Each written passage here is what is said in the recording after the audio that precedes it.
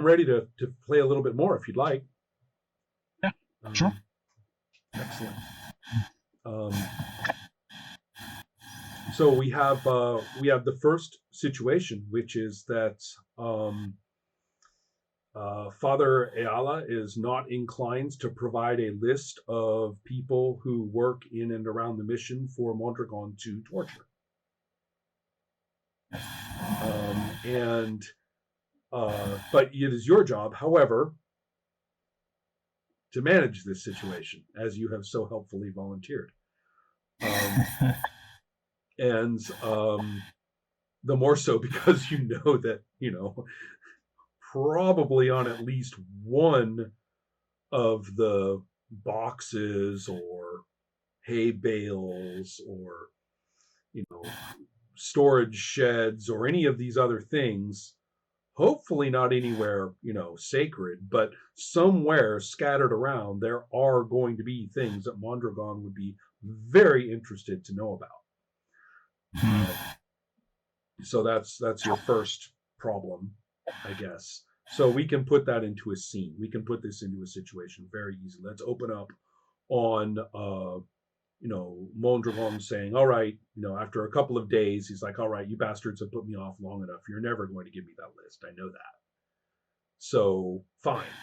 And he'll stalk out into the courtyard and he'll point. He'll say, you, and you, to a bunch of people, not necessarily Diegüeños, and line them up and start walking up and down in front of them and saying, so I know some of you. Some of you know about the Diegüeños and their attacks. Some of you know. Some of you are related. Some of you are probably planning it. And he says, I don't really care which one of you talks. Some of you know, but the others all know who knows. And so just to make his point really fast, and I mean really fast, he's not holding a gun, but he is holding, a stick that he's been kind of swinging as he talks, and just really fast, like not like his whole body just hardly seems to move. It just whips out and catches somebody in the lower ribs at the end of the line, and just they're in agony. They just and the people in the line are just like horrified. I mean, this is church staff, right? I mean, he's basically he's hit this guy, and the guy is just like, in agony, may have a broken bone, and is practically in shock, and the rest of them are all completely taken aback. And Mondragon just doesn't break stride. He's like saying, you see, it's that easy. Got your attention, didn't I? And so that's that. So this is what you're observing. Okay. Yeah. Let me know when and how you want to do something about it, or I'll just continue. And sadly, I can. Yeah. I mean, after he cracks the rib of the guy, and starts talking again, I think immediately, I'm going to rush over to him and just grab his wrist that is holding his club. I guess we'll try to grab his wrist and stop him and get his attention and kind of turn him around to look at me. And you don't necessarily need to give me your speech because it depends on whether you get a chance to say it, obviously. Yeah, that's a good question. Yeah, it seems like we're going into conflict territory here. Right, certainly. And so, and anything that follows, what occurs and anything that follows from it is clearly, on the line here. So you're moving straight into this. In Malero's case, I think that the main issue, the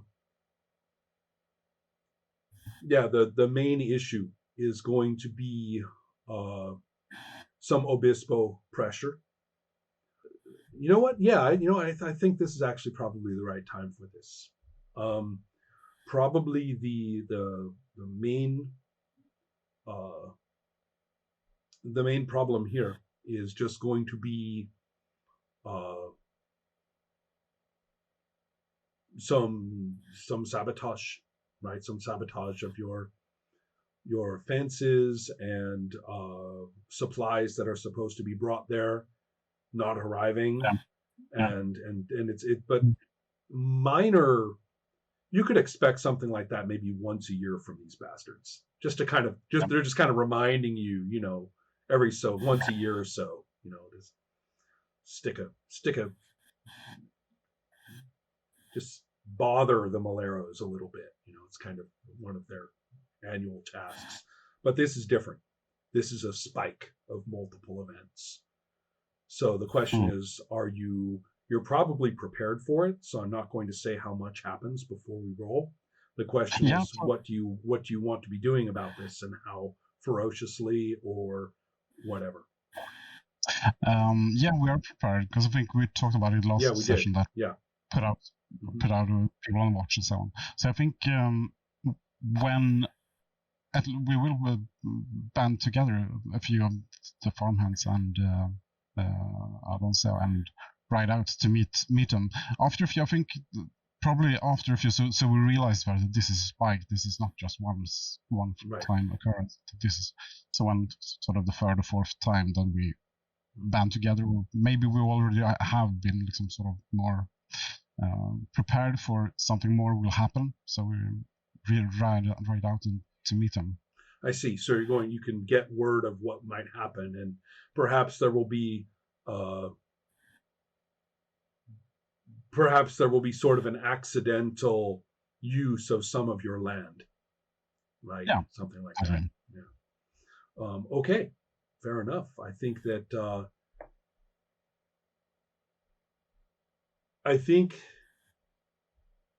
Gutierrez, of course, is going to be the one who is masterminding the local operations, and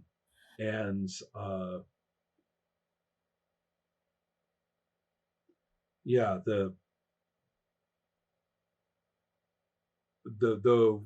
excuse here, right, is that some of their horses have gotten onto your lands and they're rounding them up, and if they accidentally happen to round up a few of yours, well, we can sort that out later, I'm sure. But right now you have these ruffians riding around on your lands gathering up some of your horses. How many Oh, would it's you say? not enough to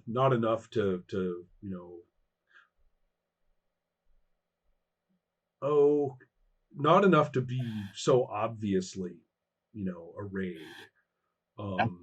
But they're deployed a little too formally to just be a bunch of guys gathering horses, right? So they actually have a lookout, and they actually have, a clear path of escape, and it seems pretty scientific.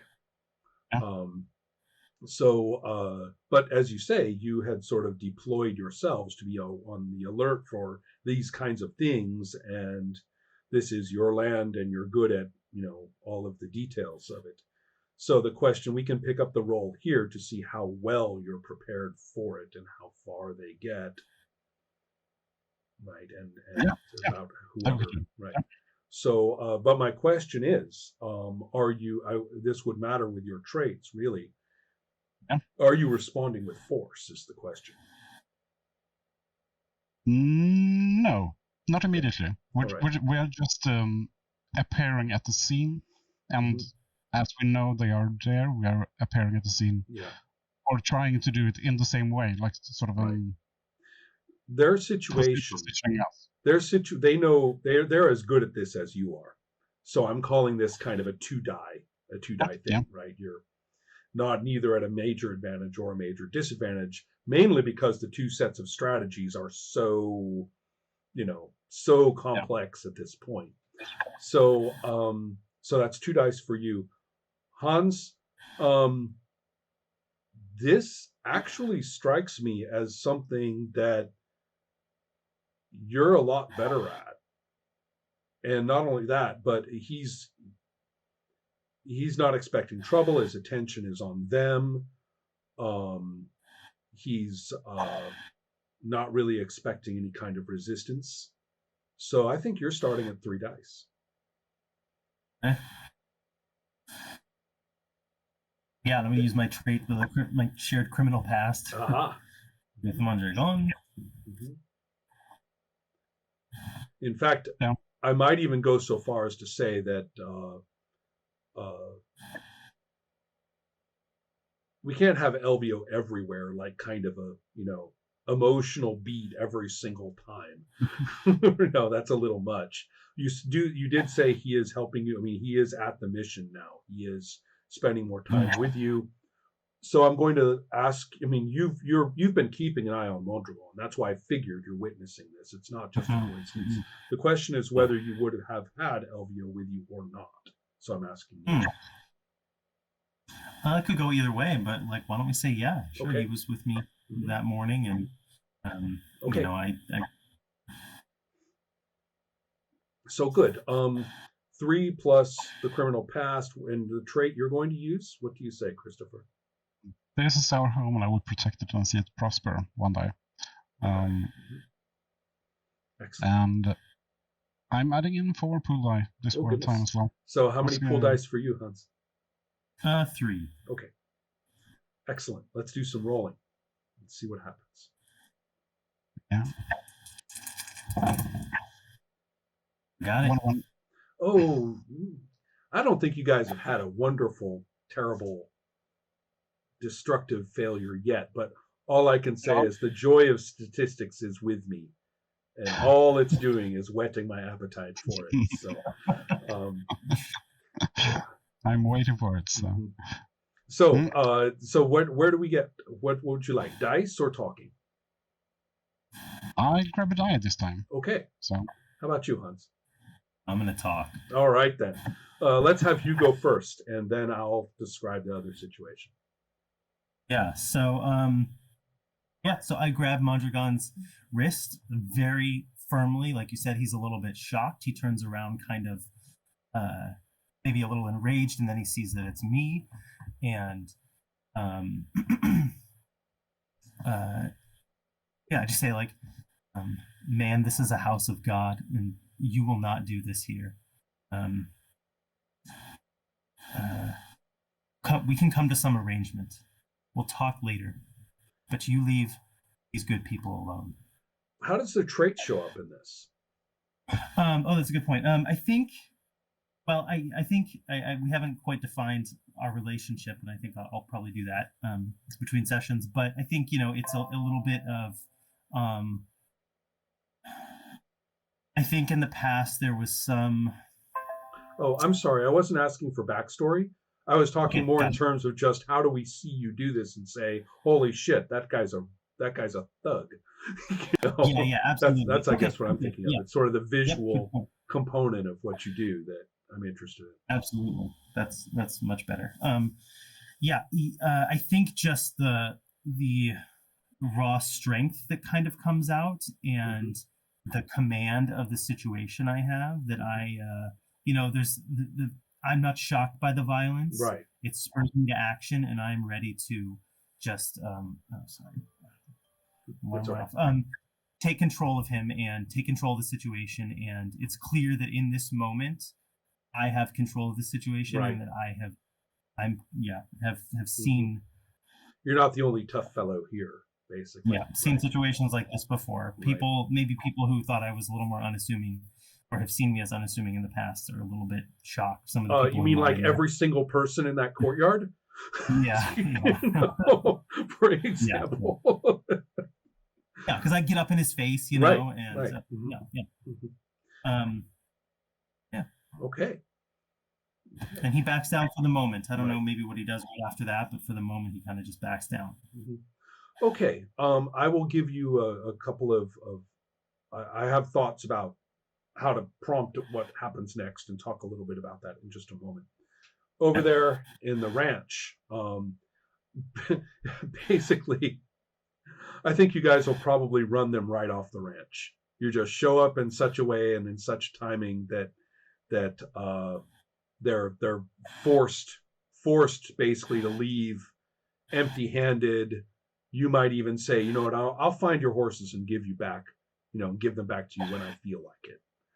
So they're the ones who end up with less horses, is sort of the way I see it. You basically own the situation.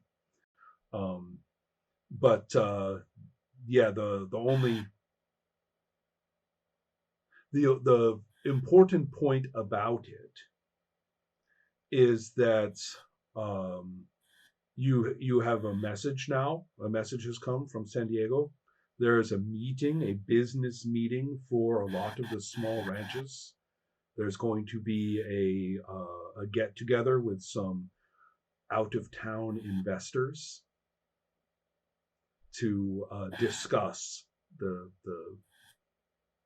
allocations, the negotiations, the arrangements of management. So so you have a scheduled meeting. The names of the people are not Mexican at all. One of them is Carter.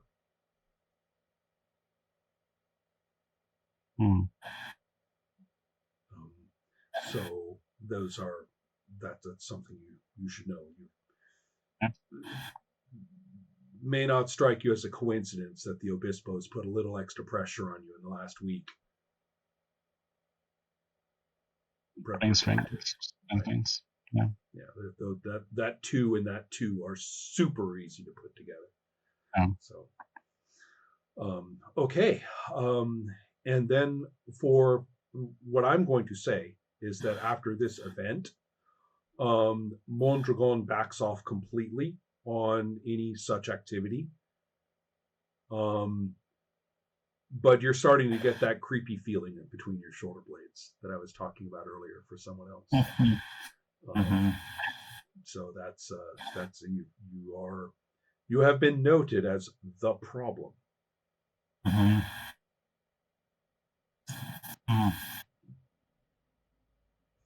It's not good. And he starts very visibly. He didn't before. He starts very visibly wearing a sidearm. Okay. So that is the latest. Okay, I think we're set for tonight. You guys okay? Yeah. Great. I'm enjoying it quite a bit. I mean, I keep saying we're not supposed to congratulate each other and reassure each other about I had fun. But when you do, that's different. Yeah, that's true. Yeah. When it's genuine. Yeah. But I'm really liking the feel of all this. It's totally different from the other games I'm playing with the pool right now, and so it's got its own breathing, its own rhythm to it, its own landscape that I guess I'm still just getting used to, really. Yeah, I'm really enjoying it. There's often in role playing for me that there are certain points that are kind of fraught and you have to navigate it either internally or with the other players, and this just feels like it's working well. Yeah. Excellent. Going along. Good night, everybody. Thanks a lot. I'll talk to you later. Good night. Thanks. Take care.